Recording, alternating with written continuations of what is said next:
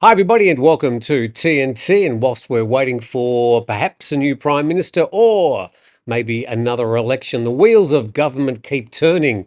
And so we've got some updates on the situation with cannabis.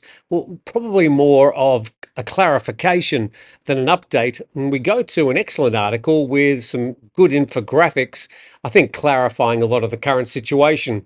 We go to Nation Thailand. And on the Facebook page, Thailand's Department of Thai Traditional and Alternative Medicine.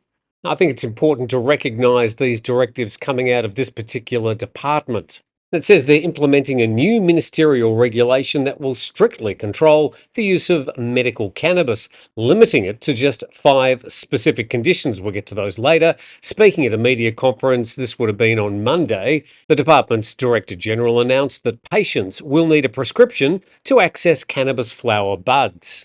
So that's pretty much the way we understand it at the moment. Let's see if we can get some more details. Dispensaries must also be licensed, source their products from certified farms, and are prohibited from selling cannabis online or through vending machines.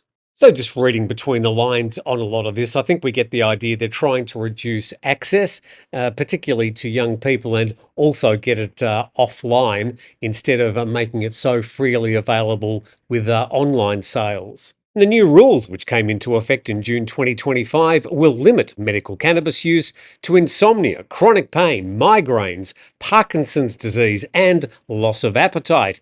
And prescriptions are valid for a maximum of 30 days. Let's go to Nation Thailand's infographic and the headline Medical Cannabis Regulations.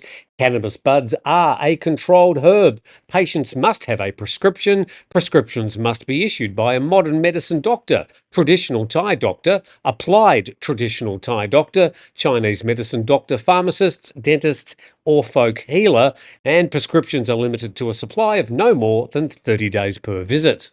So it does appear that it's still very available, and there are a wide range of therapists that can issue one of those prescriptions. And use is restricted to 5 conditions: insomnia, chronic pain, migraines, Parkinson's disease, and loss of appetite.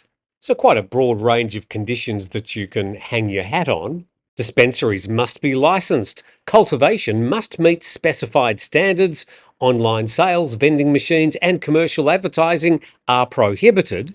And operators must record their possession and use of cannabis monthly. So you've been waiting for clarification and details? Here they are, and a few other things. And talking about economic opportunity, according to the report, they claim the minimum market value is 36 billion US dollars a year. There's confidence that the medical cannabis market will continue to grow. Approximately 3 to 400,000 foreign tourists are ready to use Thai medical cannabis. Well, that's about 10%. And over 50% of small to medium enterprises that were considering leaving the business are starting to return next month. So there's some clarification and some further information from Nation Thailand. I'll put a link to that article in the description of this video. Now, I think there's probably people out there who think that with Anaton as a possible prime ministerial candidate with the current situation in Parliament, that if he becomes prime minister, suddenly things are going to go back to the way they were over the last couple of years. I'm pretty sure that's not going to happen, but I'm very happy to listen to everybody's thoughts on the matter. What do you think about this clarification? What do you think about these new rules regarding purchasing cannabis? Do you think the situation is now over-regulated, or perhaps a good compromise from what we had over the past couple of years? Over to you. Thanks for watching. Please subscribe, and we'll see you next time.